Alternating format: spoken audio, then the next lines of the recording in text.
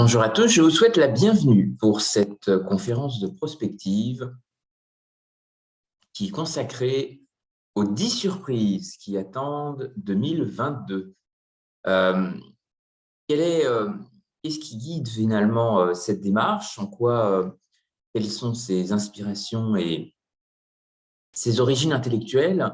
Eh bien, vous avez peut-être entendu parler d'un grand personnage, un gourou de Wall Street qui s'appelle Byron Vienne, qui en 1986 a commencé à sortir un document qui s'intitulait Les 10 surprises de l'année qui vient et dans lequel il essayait d'identifier 10 événements qui risquaient de se produire et auxquels personne n'avait pensé.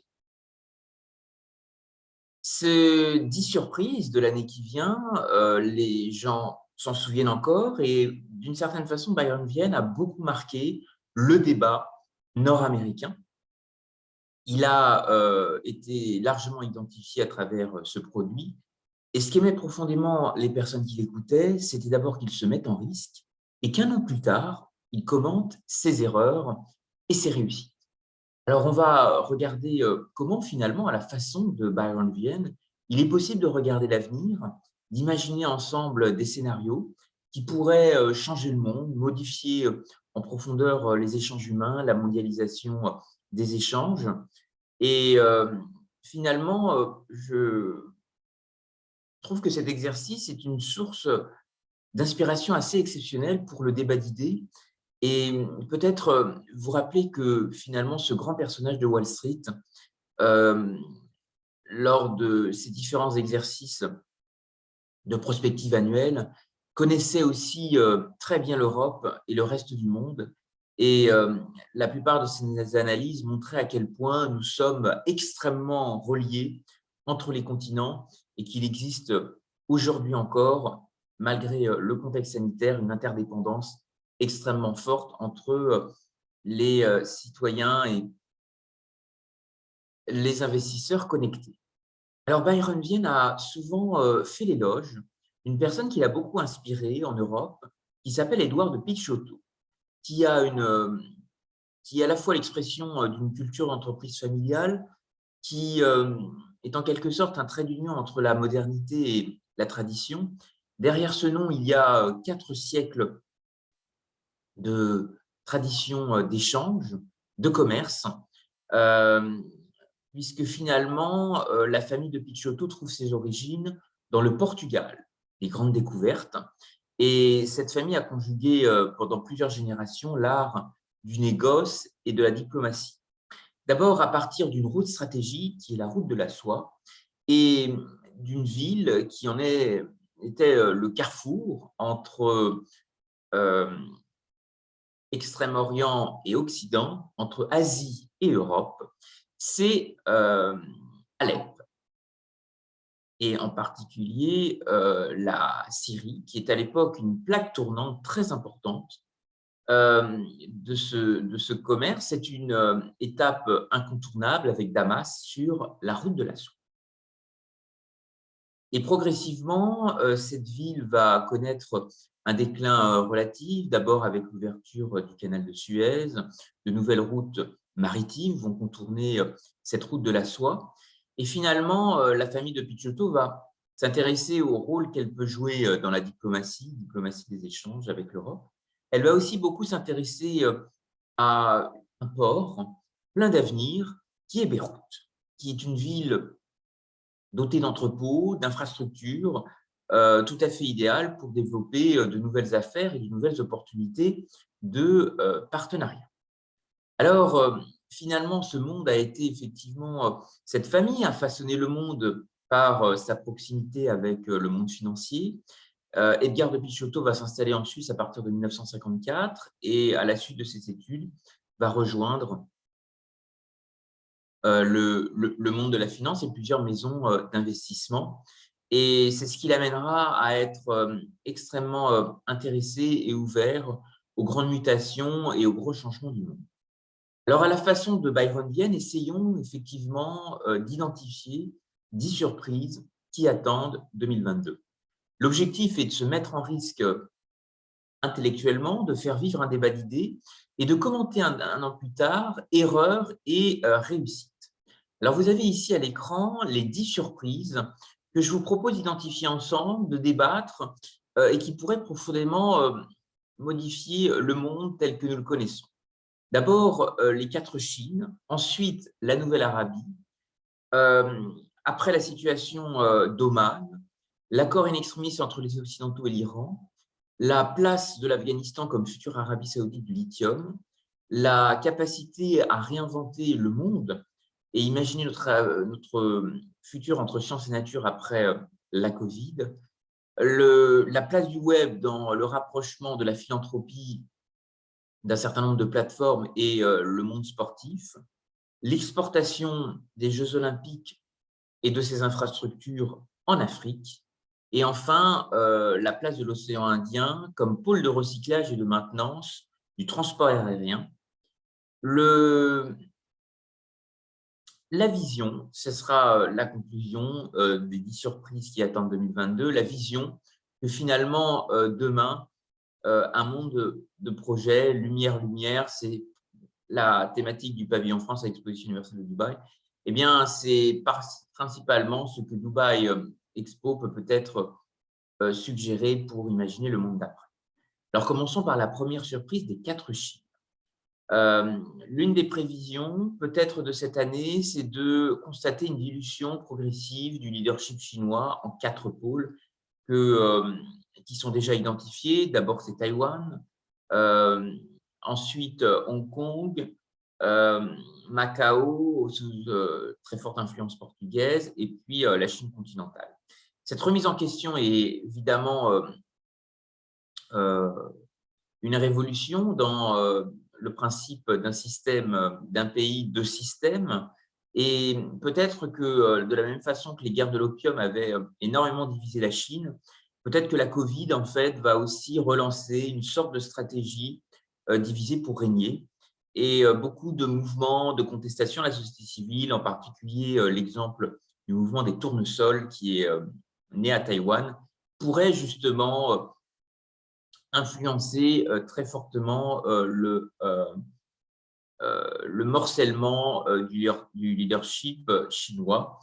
Ça pose des questions extrêmement sensibles relatives aux frontières et peut-être aussi à des frontières technologiques.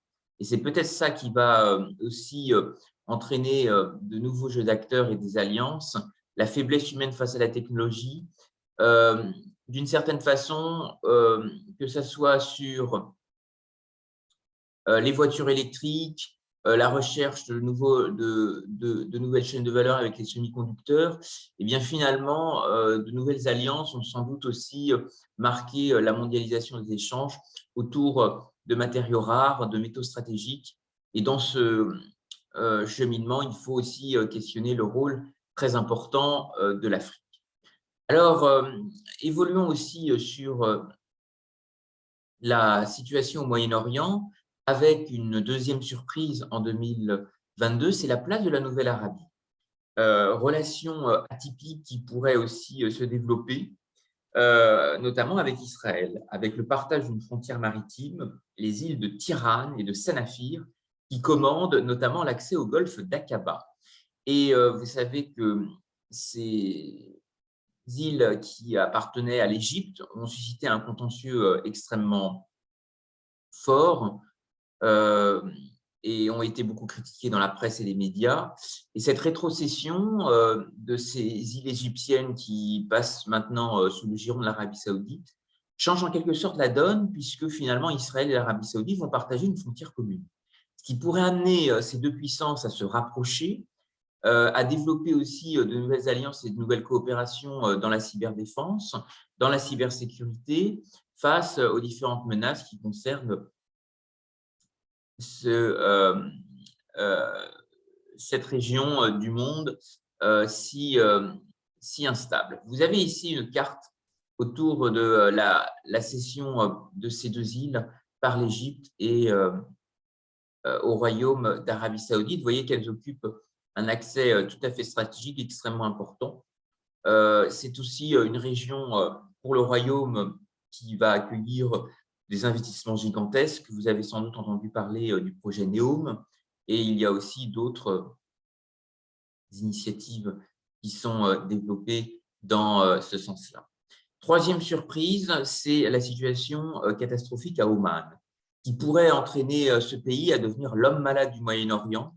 Et finalement, ce pays qui est peut-être moins exposé à des tensions géopolitiques comme le Yémen, pourrait aussi basculer profondément fragilisé par des risques économiques, l'inflation, la corruption, le clientélisme, le coût de la vie, l'absence de concurrence aussi et la faible diversification de l'économie, et en particulier l'échec des politiques publiques en matière de ressources humaines avec l'omanisation. Toujours dans cette région, une des quatrièmes surprises, c'est peut-être un accord in extremis qui pourrait se faire entre les Occidentaux et l'Iran. Je précise in extremis parce que c'est loin d'être gagné et il n'est absolument pas sûr que l'année 2022 fasse progresser les négociations, mais plaçons une lueur d'espoir et peut-être qu'à la dernière minute, un accord pourrait tomber entre les puissances qui participent à la négociation avec les Iraniens.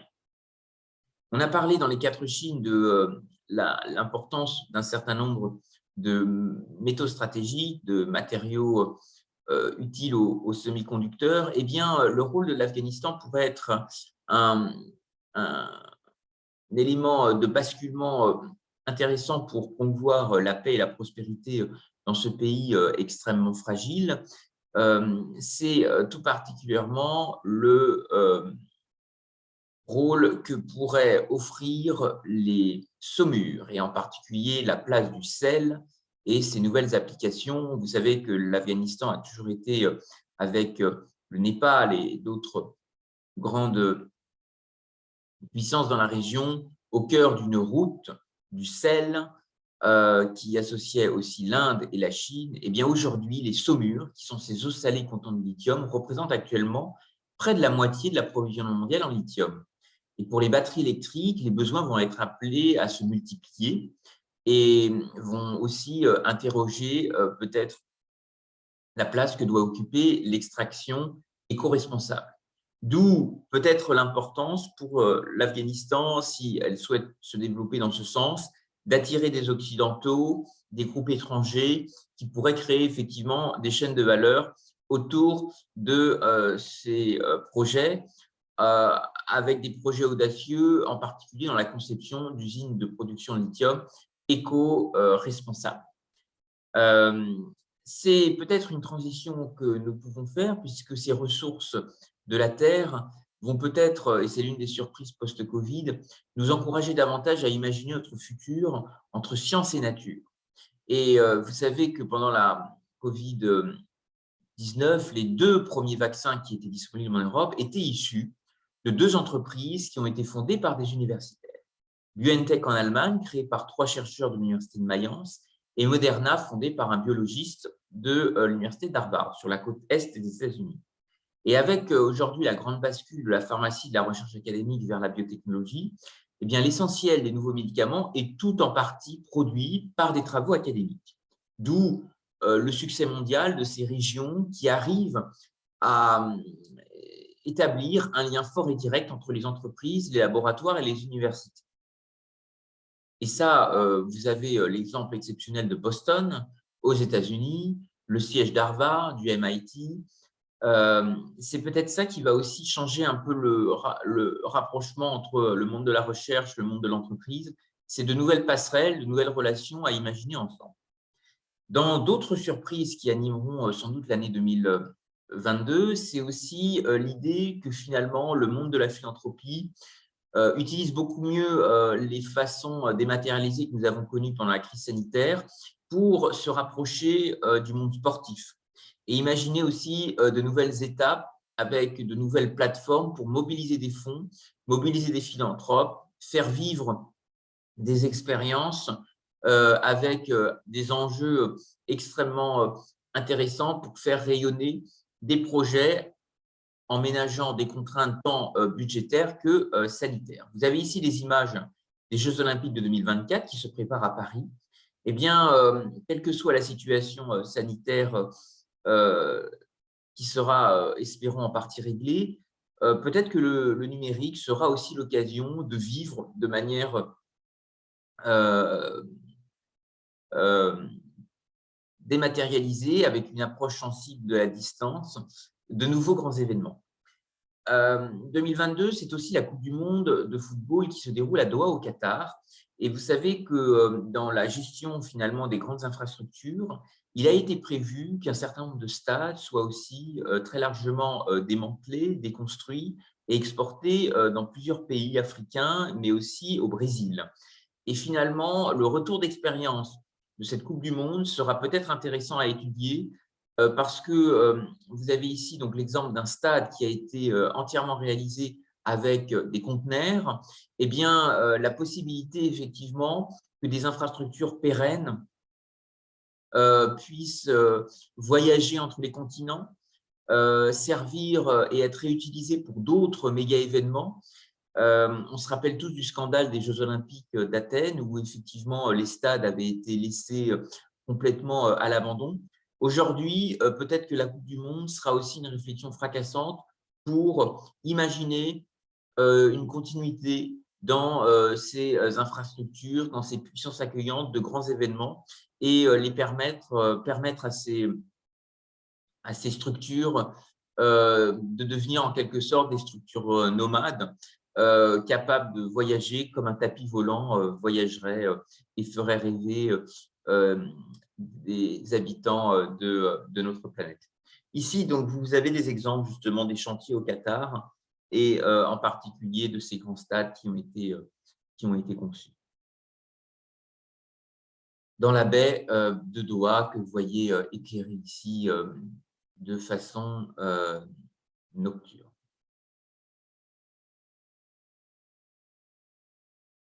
Une autre bonne nouvelle pour 2022, c'est la place de la filière aéronautique dans l'océan Indien. Vous savez qu'à la croisée des routes de l'Afrique australe, du Moyen-Orient, mais aussi de l'Asie, eh bien, l'océan Indien pourrait devenir un pôle de recyclage, de maintenance du transport aérien. Transport aérien avec de nombreux projets et un pôle, une sorte de pôle de compétitivité, un cluster qui s'appelle Aérotech, qui pourrait réunir l'ensemble des acteurs et travailler à toute la filière de sous-traitance, de recyclage, d'avions en fin de vie, de nouvelles chaînes de valeur pour établir aussi de nouveaux véhicules nomades en vol libre. Pardon. Vous avez ici l'exemple tout à fait intéressant de Flying Wells, ces grands dirigeables capables de transporter à très longue distance des tonnes de matériaux utiles, comme vous voyez ici cet exemple pour la conception d'une éolienne. Il y a, à travers le pôle Aérotech, énormément de jus de cerveau, de jeunes talents qui s'animent et je voudrais à ce titre mettre en valeur l'initiative extrêmement intéressante d'une jeune étudiante de l'île de la Réunion qui a imaginé un challenge qu'elle appelle le challenge Terre-Lune et qui consisterait à la conception, ici vous l'avez en image, d'une voile solaire qui permettrait d'aller sur la Lune. Et ce projet est tout à fait intéressant pour mettre en réseau les compétences, les savoir-faire de la filière aéronautique émergente dans l'océan Indien et rapprocher aussi des besoins qui existent avec le développement de l'Afrique et la relation aussi des avions en fin de vie, pourquoi pas des compagnies du Golfe en particulier. Restons toujours dans des régions qui jouent le rôle de carrefour. Vous parlez aussi d'une approche du progrès qui pourrait aussi guider le monde de demain. C'est l'encyclopédie de Diderot et d'Alembert, ce dictionnaire raisonné des sciences, des arts et des métiers et des techniques, qui, dans le cadre du pavillon France, Lumière, Lumière, qui est la thématique principale de ce pavillon représenté à Dubaï comme tous les pays du monde entier, peut être l'occasion de guider aussi demain de grands rendez-vous, pas seulement philosophiques, mais vraiment un détonateur, ouvreur de voie et positionner finalement le monde de demain à travers cette thématique lumière-lumière dans un nouveau monde de projets Et c'est peut-être l'espoir de l'exposition universelle de connecter et de relier des régions du monde, de leur offrir des synergies respectives pour avancer et que la France, dans ce concert, avance avec l'inspiration à la vitesse de la lumière. C'est l'un des vœux qu'on peut formuler pour cette année 2022.